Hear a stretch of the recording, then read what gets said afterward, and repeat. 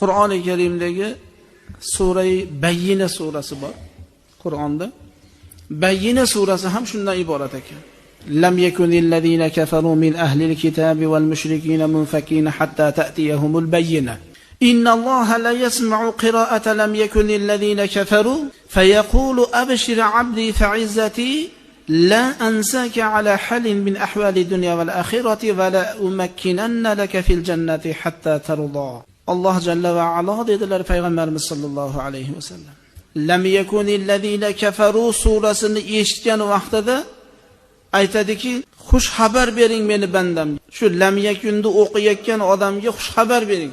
Shunday debki, azizligimga qasam ichaman deydi Xudo. Qasam ichib aytayapti. O'zimni azizligimga, ulug'ligimga qasam ichamanki, ey banda, dunyo oxirat holatlaridan bo'lgan biror bir holatda seni unutmayman.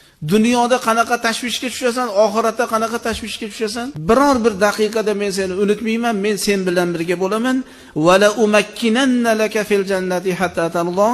Sen uchun jannatda shunday bir makon joy tayyorlab beramanki, sen ana shu tushgan joyingdan rozi bo'lasan. Lam yakunda o'qib qo'ygan odamga, endi uni yodlamagan odam har kuni Qur'onda ochadi, Bayyina surasini o'qib qo'yadi. Maqsad nima?